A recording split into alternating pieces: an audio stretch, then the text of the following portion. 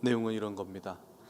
예수님께서 복음을 전하시는 곳마다 기적이 일어나고 병든 자들이 살아나고 또 소망이 없는 절망 가운데 하나님의 회복이 나타나죠. 예수님을 따르는 무리들이 많아집니다. 예수님을 따르는 자들이 많아집니다. 예수님의 영향력이 생깁니다. 1절과 2절에도 보면 이렇게 기록되어 있죠. 예수께서 이 말씀을 마치시고 갈릴리를 떠나 요단강 건너 유대의 지경에 이르시니, 그 다음 보니까 2절에 큰 무리가 따르거늘 예수께서 거기서 그들의 병을 고치시더라. 가는 곳마다 큰 무리가 따르고 예수님이 가는 곳마다 병 고침의 기적이 나타납니다. 그러다 보니 유대 종교 지도자들의 기득권에 흔들림, 기득권에 지면 어떤 기득권의 그 경계, 기득권을 흔들게 되어지는 위기를 경험한다고 느낄지 모르겠어요. 그래서 예수님을 경계하기 시작하죠. 3절을 보실까요? 바리새인들이 예수께 나와 그를 시험하여 이르되, 그를 시험하여 이르되, 예수님을 경계하기 시작하는 거예요. 예수님을 무너뜨리려 하는 거예요. 왜 예수님을 시험하려 할까요? 예수님을 공경에 빠뜨리려고 하는 거예요. 예수님을 자신의 기득권을 흔드는, 우리를 경계하는, 우리를 무너뜨리려는 세력으로 느끼고 있기 때문입니다. 예수님을 무너뜨리려는 속셈인 것입니다. 그런데 예수님이 사실은 바리새인들의 기득권을 흔드신 것은 아니죠. 예수님이 그들의 중심에 들어가려고 하신 것도 아니죠. 그저 예수님은 예수님의 길을 가셨을 뿐인데 사람들이 따라온 것이죠. 예수님이 사람들을 모으신 것도 아니에요. 예수님이 사람들 가운데 영향력을 나타내려고 그 목적을 위해 기적을 일으키신 것이 아니에요. 여기서 우리에게 주는 교훈이 있습니다. 첫 번째, 우리가 잘 되는 순간, 우리가 하나님 주신 복을 누리게 되는 순간, 때는 우리에게 영향력이 생겨지는 순간 우리를 무너뜨리려 하는 사람들이 나타날 수 있다라는 것입니다. 거꾸로요. 이 얘기를 거꾸로 다시 표현하면, 누군가가 우리 주위에 잘 되는 사람을 볼 때 우리 마음에 역시 그 사람을 무너뜨리려 하는 우리의 마음의 완악함과 유혹과 질투가 틈탈 수 있다라는 것을 우리가 오늘 기억해야 합니다. 바리새인들을 보세요. 그 모습 속에 우리의 모습은 있지 않은가도 한번 살펴볼 필요가 있습니다.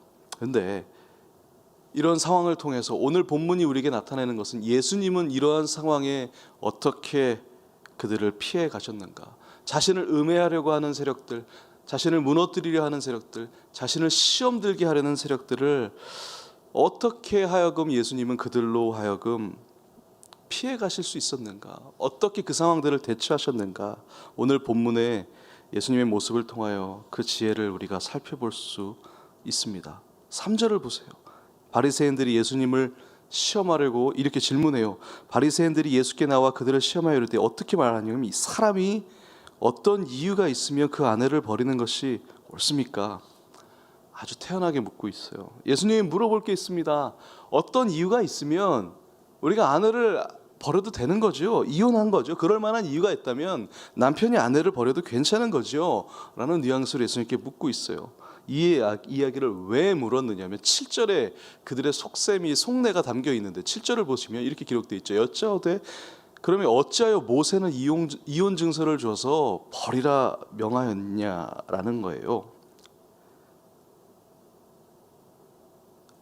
그러니까 모세도 아내를 필요한 이유가 있다면 이혼 증서를 써서 버리라 얘기했으니까, 그걸 가지고 바리새인들은 예수님께 공격을 하고 싶었어요. 왜냐하면 예수님이 지금까지 걸어오셨던 길들을 보아하건대 과부와 고아와 약한 자들과 음행한 여인과, 항상 늘 예수님은 약자의 편에 서 계셨고 죄인의 친구였기 때문에 분명히 아내를 버리지 말라고, 아내들 버림당한 여인들의 편을 들어줄 것을 예측했던 거죠. 근데 이 모세가 왜 이런 말을 했냐면, 신명기 24장에 보면 모세가 이렇게 얘기를 해요. 어떠한 수치를 당하는 일이 생기면 이혼을 해서 아내에게 이혼 증서를 써서 그를 버리라, 그의 손에 쥐고 그를 자기 집에서 내보내라 라는 표현이 있기 때문에 그걸 가지고 얘기하는 거죠.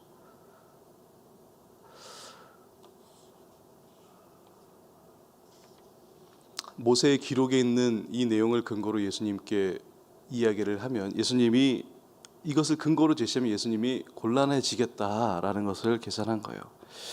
그리고 당시에는 바리새인들 사이에도 이혼이라는 이 이슈 때문에 많은 논란과 논쟁들이 있었어요. 바리새인 안에서도 한 학파는 이 말씀, 모세가 이야기했던 신명기 말씀을 가지고 누구든지 이 여인으로 인하여 수치를 당하거든 이혼 증서를 써서 자기 집에서 내보내라 했던 그 수치를 당한다는 표현이 오직 간음에만 해당되는 것이다.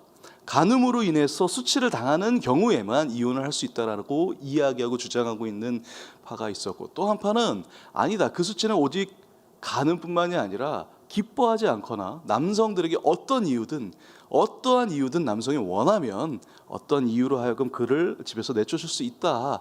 좀 더 그 수치라는 개념을 확대적으로 남성들에게 편리하게 우리가 마음껏 남성들을 이용할 수 있게 하는 학파, 두 학파들의 논쟁들이 있었어요. 그러니까 만약 예수님께서 함부로 야 그러면 안 돼라고 얘기하면 이 한쪽의 파들을 공격하는 셈이 되는 것이고, 또는 바리새인들 말처럼 그래도 된다라고 얘기할 경우에는 또 이쪽들이 얘기하고 있는 말과 대치되는 상황이 되는 거예요. 아주 논쟁의 이슈가 되어지고 있는 이 뜨거운 감정을 예수님이 건들게 만들고 싶었던 거예요. 아주 교묘하게 빌미를 만들어내고 싶었던 거예요. 예수님을 공격할 수 있는 빌미들을 만들어내기 위해서 했던 겁니다. 여러분, 하나님이 우리에게 영향력을 허락하실 때, 우리가 하나님이 주신 복을 누리고 그 복으로 인해서 우리가 형통하게 될 때에 사람들이 우리를 공격할 수 있습니다. 세상이 우리를 공격할 수 있습니다. 그 세상의 공격은 여러분 아주 교묘하고 아주 치밀합니다. 아주 논리적이고 치밀한 계산을 가지고 우리에게 공격합니다. 그러나 여러분 당황하지 마십시오. 오늘 예수님이 그것을 피해갈 수 있는 지혜들을 우리에게 허락하십니다. 예수님 말씀하세요. 8절에 보면 모세가 너희 마음에 완악함 때문에 이 아내 버림을 허락하였거니와 본래는 그렇지 아니하다. 사실 모세가 그 당시 이혼 증서를 써서 그 아내를 집에서 보내라라고 이야기한 그 이혼 증서에 대한 이슈는 이랬던 거예요. 당시 여성들의 인권이 너무도 없었기 때문에 그 당시의 여성들은 남편에게 시집들어 그 안에서 사랑을 하지 않는 이상 어떠한 생계를 위한 일을 할 수가 없었어요. 그러니까 결혼을 하지 않은 여성들은 살아갈 수 있는 경제적인 자원이 없었다는 거예요. 생활고에 시달릴 수밖에 없었던 거예요. 근데 많은 남성들이 너무 여성들을 쉽게 버리고 쉽게 새로운 여성을 또 아내로 맞이하니까 그렇게 버려진 여성들은 다시 결혼할 수 있는 기회가 없어지는 거예요. 그냥 절망 속에 살게 되는 거예요. 누구의 남편이 될 수도 없는 조건 가운데 버려진 인생으로 살게 되는 거예요. 그래서 모세가 얘기한 거예요. 함부로 버리지 마라. 어떠한 이유가 있다 할지라도, 너가 수치를 당한 이유가 있다 할지라도 내가 너의 아내를 버릴 때에는 반드시 이혼 증서를 써서 내보내라는 의무를 확실하게 매듭을 지어 주어라. 너의 그 아내가, 그 여성이 다시 다른 곳에 가서 결혼 생활을 통하여 삶을 유지할 수 있도록 끝맺음을 해줘라라는 이야기지, 함부로 쉽게 버릴 수 있는 권한을 준 게 아니라는 거예요. 함부로 아내를 버리지 말라는 것이 사실 오히려 그들을 보호하기 위해 이 제도를 만든 것이 본래 모세가 이 이야기를 하고 있는 동기라는 거예요. 함부로 아내를 버리지 말라는 겁니다. 만일 이혼해야 하는 상황이 부득이 일어나거든 거기에 대한 조건과 또 필요한 것들을 주어서 보내라는 거예요. 예수님은 모세의 명령에 대한 그 진정한 의미를 정확하게 알고 있었어요. 그 동기를 정확하게 분별하고 있었어요. 근데 바리새인들은 그 의미를, 진정한 그 명령 속에 담긴 의미를 이해하기보다는 그 명령이 자신들에게 만들어주는 영향들을 생각했던 거죠. 그 조건들이 자신들에게 가져다주는 이익만을 생각했던 거죠. 바로 거기에 포커스를 두고 예수님께 나아갔던 거예요. 예수님이 한마디로 한판승을 이끌어내십니다. 이렇게 말씀하시는 거잖아요. 그건 너네처럼 나쁜 사람들 때문에 모세가 허락해 준 거야. 그런 규례를 만들어 준 거야.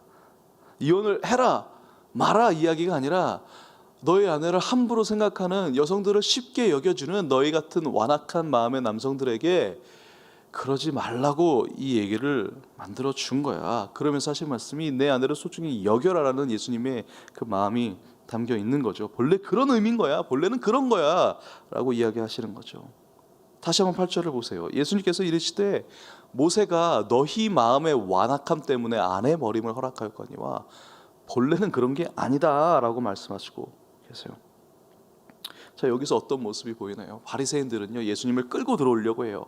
이혼이라는 이 이슈 속에, 이슈의 중심 속에 예수님을 막 끌고 들어오려고 해요. 잡아당기고 있어요. 들어오세요, 들어오세요. 자, 나와 한번 붙어보자. 들어와라. 이혼에 대해서 어떻게 생각하십니까? 막 끌어당기고 있어요. 예수님이 여기에 휘말리지 않으시죠. 비껴가시죠. 오히려 한판승을 이끌어내시면서 비껴가시죠. 더 이상 쫓아오지 못하게, 더 이상 내 팔을 잡지 못하게 예수님이 미끄러지듯 비껴가시는 모습이 있죠. 어떻게 이게 가능할까요? 어떻게 이것이 가능할까요? 예수님이 본질을 보셨기 때문이에요.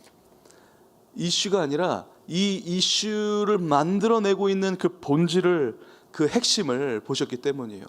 태풍의 눈은 정말 가장 고요한 그 태풍의 눈 속에서 이 태풍이 어떻게 형성되고 있고 이 태풍이 앞으로 어떻게 지나갈 것이며 이 태풍이 어떠한 것들을 집어삼킬 건지를 예수님 보시면서 그 태풍의 눈 속에서 고요히 잠잠하게 요동치지 않으셨던 이유는 뭐냐면 본질을 보셨기 때문이에요.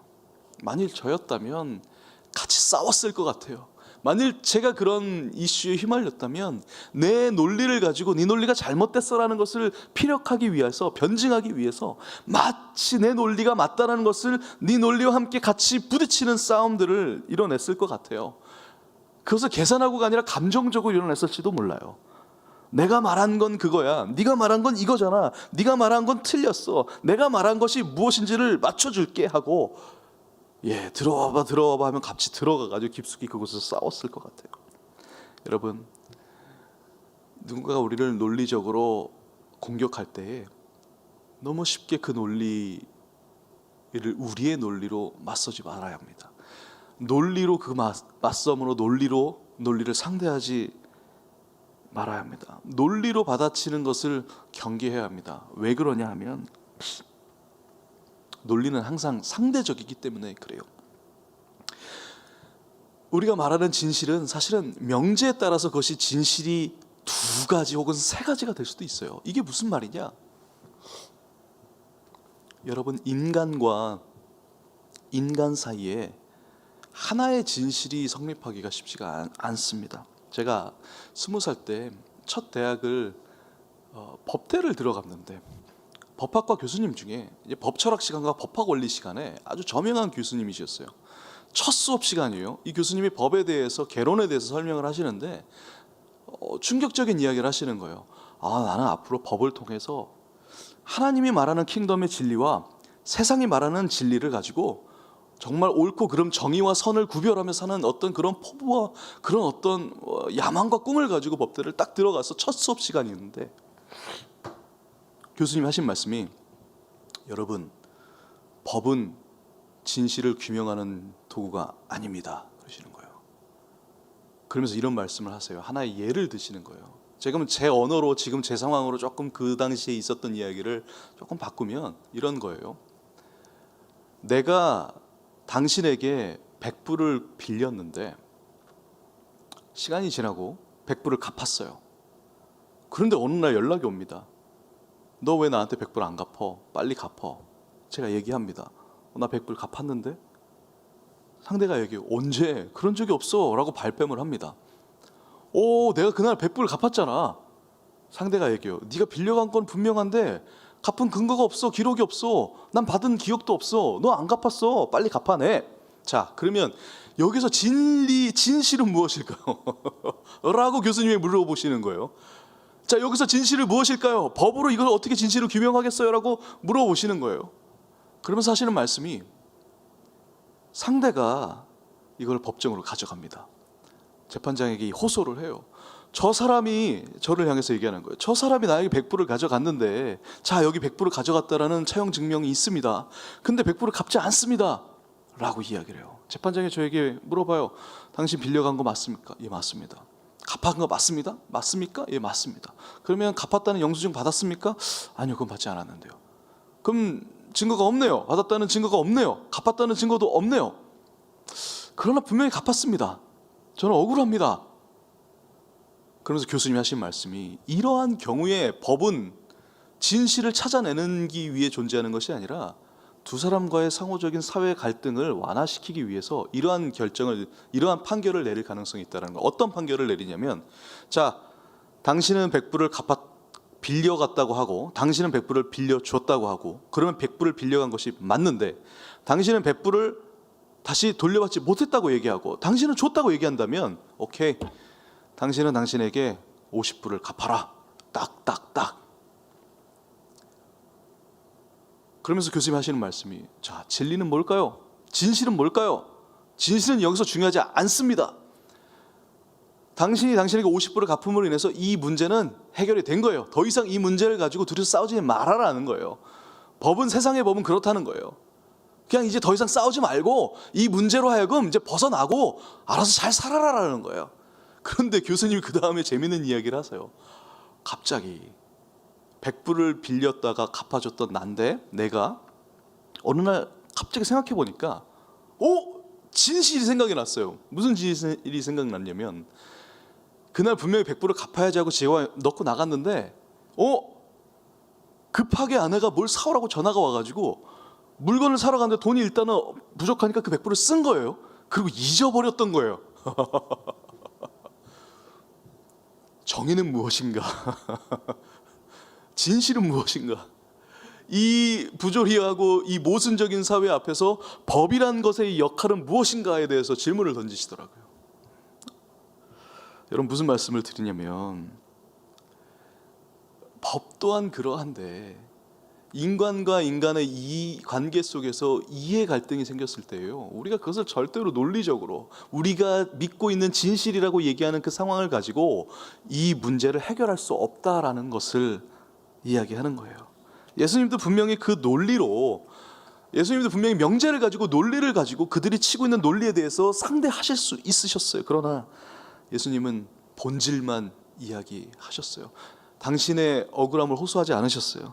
당신이 나를 위해 공격하고 있는 문제에 대해서 그것을 문제 삼지 않으셨어요. 최근에 제가 일하고 있는 일터에서 외부적으로 공개적인 어떤 공격을 당한 적이 있어요.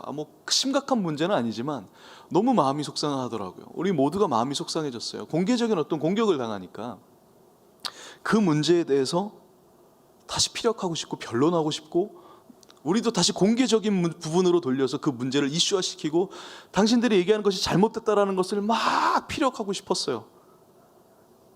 그런데 그 정확한 변론을 주장하고 변론하기 전에 이 문제 본질을 자세히 살펴보니까, 문제 본질은 그들이 얘기하고 있는 그 잘못했다라고 얘기하고 있는 그 핵심이 아니에요. 그리고 그것을 공론화시키면서 그 주위에서 함께 막 공격하고, 그들이 얘기하는 게 누군지 모르지만 막 같이 공조하고 하고 있는 그 모든 여론들의 본질 또한 그들이 얘기하고 문제 제기하고 있는 그 핵심 때문이 아니에요. 그냥 감정놀이인 거예요. 감정 싸움인 거예요. 누군가를 막 그냥 헐뜯을 때 경험되어지는 그 카타르시스 같은 걸 느끼고 있는 거예요. 그냥 욕하고 싶은 거예요, 누군가를. 그걸 동조하는 사람들이 함께 공감을 사고 헐뜯김을 당하는 것을 보고 싶었던 거예요. 여러분, 본질은 그거예요. 그 본질 앞에 우리가 뭘 얘기하겠어요? 그 본질 앞에 우리가 어떤 논리적인 주장을 펼치겠어요? 그것이 또한 어떤 모습이 되겠어요? 시비를 가리는 게 절대 아니죠. 그럴 때는 피해야 됩니다. 비껴가야 됩니다. 본질을 정확히 바라보고 인간의 완악함, 나 또한 그런 마음 있지 않았는가 한번 살펴보고, 또 하나 중요한 거, 왜 이 문제가 생겼는가에 대해서 너무 성찰할 필요는 없지만 한 번쯤은 다시는 이러한 일이 생기지 않게끔 미리 피해갈 수 있는 길은 없었을까라는 것을 깨달았다면 그걸로 충분한 거예요. 그걸로 된 거예요. 오늘 예수님의 모습이 그런 거예요. 예수님은 바리새인들이랑 같이 씨름할 여유가 없었어요. 지금 갈릴리를 떠나 요단 동편으로 사역전선을 옮기셨잖아요. 요단강을 동편을 건너서 오셨잖아요. 이제 예수님은 아셨던 거예요. 이제 내가 십자가 놀라운 구속, 그 역사적인 사건에 참여할 시간이 다 가까워졌구나. 하루라도 조금이라도 더 내가 지금 할 수 있는 고침을 줄 수 있는 자들을 병고침을 주고 구원을 복음을 전파할 수 있는 자들에게 조금이라도 다가가는 게 예수님한테 중요한 것이지, 지금 나를 공격하고 있는 사람들에게 그렇지 않다라고 같이 싸우는 것이 절대 중요한 것이 아니었어요. 왜? 예수님은 명확한 소명이 있으셨기 때문에, 명확한 표대가 있었기 때문에, 그 표대를 향하여 정진하고 달려가야 할 길들이 있으셨기 때문에 그 수많은 공격들이 예수님에게 이슈가 되지 않았던 거예요. 그것이 문제가 되지 않았던 거예요. 그것이 예수님의 의지를 꺾어놓을 만큼의 영향력이 없었던 거예요. 그런데 우리는 어떤가요? 누군가 우리를 공격해버리면 우리의 목표마저 다 상실해버립니다. 제가 그렇게 경험했어요. 그렇게 큰 목표와 아름답고 내가 이것을 위해 인생을 바치겠다고 얘기했는데 누가 한 사람 욕하니까 그냥 와르르 무너져버리는 거예요. 그 의지마저 사라져버리는 거예요. 그냥 숨고 싶고, 그냥 죄송합니다, 나도 같이 공격하고 싶고, 거기에 모든 걸 붙들고 여기 이 싸움에서 이겨버리고 싶은 욕망 때문에 이 큰 걸 놓쳐버리게 되는 거예요. 여러분, 하나님께서 주의 자녀들에게, 저와 여러분에게 킹덤의 과업을 맡기십니다. 거룩한 소명을 맡기십니다. 여러분, 우리가 그것을 품고 있다면 어떤 오명과 어떤 누명과 어떤 공격이 찾아와도 이겨낼 수 있어요. 여러분, 그것을 싸워서 이겨내는 것이 아니라 그것을 초월하여 이겨낼 수 있다는 거예요. 우리가 그것을 쉽게 지나갈 수 있는 거예요. 마치 6월절에 그 예수님의 구원을 통해서 그 죽음의 공포가 우리를 유월하듯이, 지나가듯이 우리가 그것을 지나갈 수 있는 거예요. 우리가 싸워야 할 전쟁터는 바로 그곳이 아니기 때문에 그래요. 우리가 싸워서 승리해야 할 곳은 다른 곳에 있기 때문에 그래요. 다시 본론으로 돌아와서 8절에 보면 이렇게 말씀하세요. 예수께서 이르시되 모세가 너의 마음에 완악함 때문에 아내버림을 허락하였거니와 본래는 그렇지 아니하니라. 자, 본래 하나님의 뜻은 이혼에 있지 않지만, 이혼이라는 것은 아내를 버리는 것은 하나님의 뜻이 본래는 아니지만 여기 중요한 단어가 쓰여 있죠. 허락하였다. 뭐 때문에요? 너의 마음의 완악함 때문에.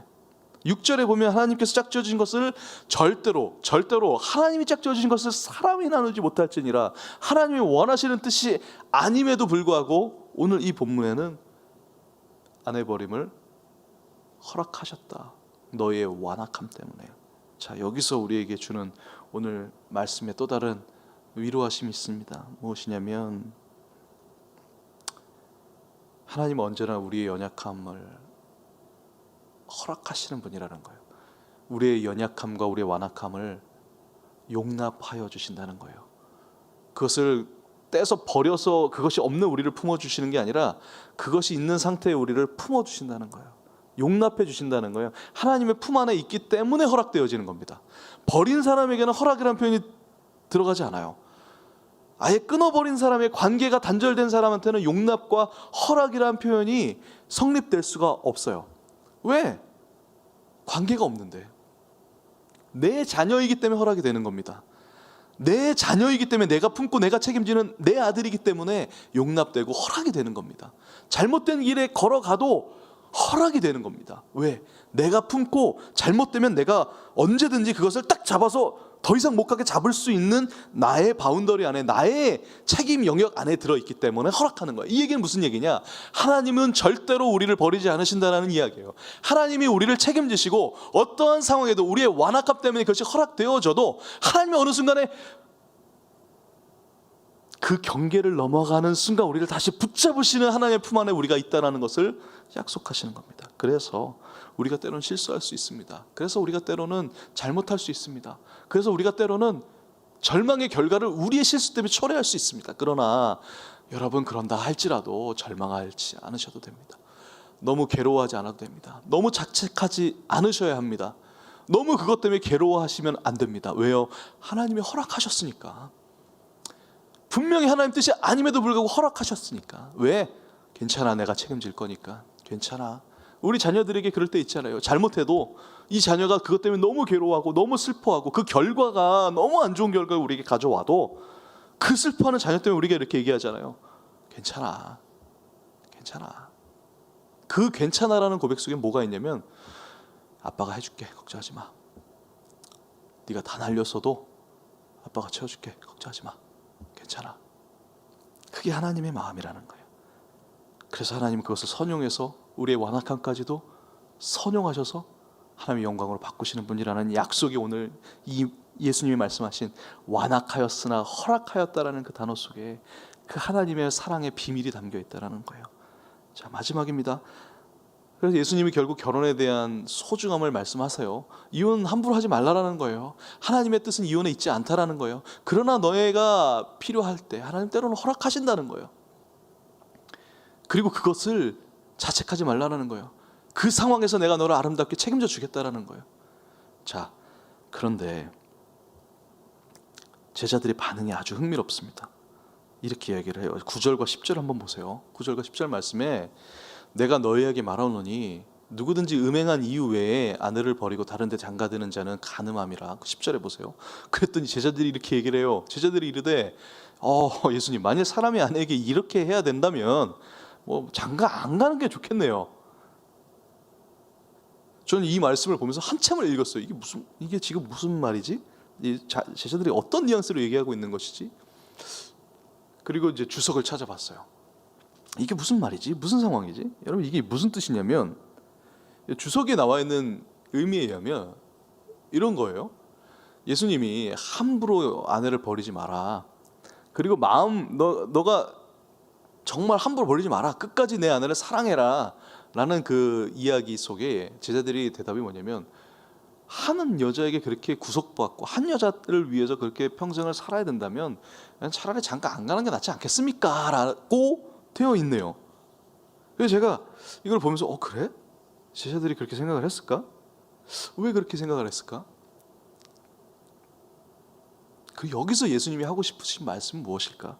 왜 마태복음에 이 말씀, 제자들의 이야기까지 기록이 되어 있을까? 왜 여기까지 기록이 되어 있을까? 그 다음에 이야기들 더 있지만 그건 안 나왔잖아요. 그 다음에 바리새인, 제가 정말 궁금했던 건 사실은 이 말씀 마지막 부분에 뭐가 있기를 기대했냐면, 예수님이 바리새인들한테 그렇게 말씀하셨고 나서 바리새인들이 어떻게 반응했을까, 이게 너무 궁금했는데 말씀엔 그건 기록이 안 돼 있고 그 내용은 나와 있지 않고 오히려 엉뚱한 내용이 나와 있어요. 제자들이 거기에 대한 반응이 나와 있는데 이게 무슨 의미일까? 왜 이것이 기록되어 있고 오늘 이 말씀을 나로 하여금 주님이 읽게 하셨을까? 왜 이 말씀을 나로 하여금 또 여러분들에게 전하게 하셨을까? 기도하면서 하나님, 이게 무슨 의미입니까? 잠잠히 묵상을 하는데 이런 생각이 들어요.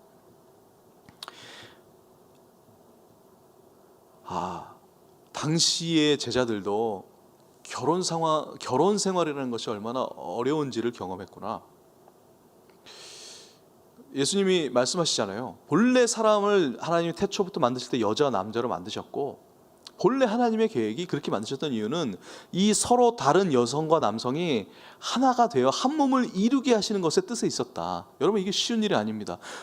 같은 비슷한 사람도 함께하기가 힘든데 정말 서로 다른 사람이 함께하는 걸 떠나서 하나가 돼서 한 몸을 이룬다. 이것은 나를 깎아내어지는, 나를 버려야 되는, 나를 포기해야 되는 그 아픔이 함께 담겨 있어요. 그러니까 제자들이 그걸 얘기한 거예요. 그 아픔을 견딜 바에는 그냥 혼자 사는 게 낫지 않겠냐고요. 예수님 말씀하시죠. 야, 그거는 아니야. 그렇게 되어지는 것은 특별한 하나님의 부르심이 있는 경우는 가능할지 모르지만 본래 하나님 원하시는 건 그게 아니야. 아름다움은 그것에 있어. 너희들이 얘기하는 그 인생의 어려움을 겪어야 합니까? 라고 얘기하는, 서로 다른 두 사람이 만나 하나의 한 몸을 이뤄가는, 그것도 잠시 잠깐 한순간이 아니라 평생을 그 과정들을 계속해서 반복시키면서, 어떻게, 죄송합니다라는 표현이면 이들이 얘기하는 지겹다라는 그 느낌의 뉘앙스 표현처럼 그걸 해야 되는 것이 예수님 말씀하시는 게 뭐냐면 그것이 아름다움이다. 우리는 아름다움의 기준을 우리가 생각하죠. 한 몸을 이루어 하나가 되었을 때 그 우리 감정과 우리 마음의 상태, 아름답다는 것은 좋은 색깔만이 우리에게 아름다움이라고 생각을 해요. 거기에 먹구름이 끼면 아름답지 않다라고 느껴요. 그러나 예수님 말씀하시는 거예요. 아니, 그 먹구름조차 아름다운 거예요. 여러분, 하늘을 보세요. 하늘은 아름다운 색깔입니까? 우중충한 색깔입니까? 하늘색이 무슨 색입니까? 얼마나 아름다워요. 우리가 생각하는 하늘이라는 하늘의 하늘 색깔은 아름다운 색이에요. 그러나 사실은 그 색깔은 아니요, 그 수많은 하늘에 먹구름 낀 색깔들, 짙게 노을이 진 아름다운 태양들, 푸른 하늘들, 여러분 수많은 색깔 중에 하나일 뿐이지만 우리는 늘 하늘은 아름다운 색깔이 하늘이라고 생각하죠. 아니요, 하늘은 사실 그렇지 않아요. 그 모든 것들이 우리에게 하나님의 아름다움을 만드시기 위한 재료로 사용하신다라는 사실을 오늘 말씀을 통해서 우리에게 주시는 거예요. 오늘의 어려운 순간도 우리의 행복이 되어야 합니다. 왜요? 주님이 그것을 아름답게 만드시는 재료로 사용하시기 때문에. 괜찮아, 내가 허락했어. 왜? 내가 책임질 거니까 허락된 거야. 우리의 상황, 지금의 상황, 야, 이걸 어떻게 풀어갈까? 가슴이 컥컥 막혀오는 이 상황들, 이걸 앞으로 계속해야 될까? 가슴이 컥컥 막혀오는 이 답답함들, 이게 도대체 언제쯤 끝날까? 이걸 앞으로 언제까지 가야 될까? 내 인생의 변화는 언제 올 것인가? 이런 답답한 막막함 속에 주님 말씀하시는 거예요. 오늘의 행복을 경험할 때, 오늘의 이것을 통해 내가 너에게 더 큰, 또 다른 행복들을 연결시켜 주겠다는, 오늘 행복해야 됩니다. 그래서 여러분 오늘 행복하십시오. 오늘 행복을 선포하십시오. 여러분의 영혼 가운데 행복을 선포하십시오. 여러분의 인생 가운데 여러분의 이름 앞에 예수의 이름으로 선포하십시오. 유서가 오늘 행복할지어다. 유서가 오늘 행복할지어다. 유서가 오늘 내 영혼아 오늘 평안할지어다. 유서가 내 오늘의 하루 일상들이 어떤 상황이 올지라도, 그것이 안 된다 할지라도 너는 행복할지어다. 여러분 선포하셔야 돼요. 예수의 이름으로, 오늘 예수님이 주셨던 이 말씀으로, 허락하신다라는 그 주님의 약속으로 선포하셔야 돼요. 그래서 여러분 포기하지 마십시오. 끝까지 완주하십시오. 그 끝이 아니다라는 것을 우리가 예측할지라도 그 끝을 반드시 보십시오. 그 끝을 보기 전에 포기하지 마십시오. 그 끝에 다다랐을 때에 강 목사님께서 늘 말씀하시는 것처럼 대나무가 마디를 연결하여 자라나듯, 그 키가 마디라는 정점, 터닝 포인트가 있고 그 전환점이 자라나듯 그 끝을 반드시 보셔야 그 다음에 아름다움을 우리가 맞이할 수 있습니다. 여러분 끝까지 완주하십시오. 포기하지 마십시오. 왜냐하면 오늘의 모든 순간이 하나님이 선한 재료로 사용하시는 은혜의 재료이기 때문입니다. 기도하겠습니다. 하나님, 오늘 그렇게 우리 인생을 주님께 맡겨드립니다. 오늘 나에게 내 인생 가운데 허락하여 주신 오늘의 하루를 내가 행복을 누리며 살겠습니다. 내가 기뻐하겠습니다. 주님의 얼굴을 볼 때에 그 소망으로 가득 찬 주님의 은혜들을 내 안에 품고 살겠습니다. 오늘 나와 함께하여 주시옵소서. 예수님의 이름으로 기도합니다. 아멘. 하늘에 계신 우리 아버지여, 이름이 거룩히 여김을 받으시오며 나라의 마옵시며 뜻이 하늘에서 이루어진 것 같이 땅에서도 이루어지리이다. 오늘날 우리에게 일용할 양식을 주옵시고 우리가 우리에게 죄진 죄를 사하여 준 것 같이 우리 죄를 사하여 주옵시고 우리는 시험에 들지 말게 하옵시며 다만 악에서 구하옵소서. 대개 나라와 권세와 영광이 아버지께 영원히 있사옵나이다. 아멘.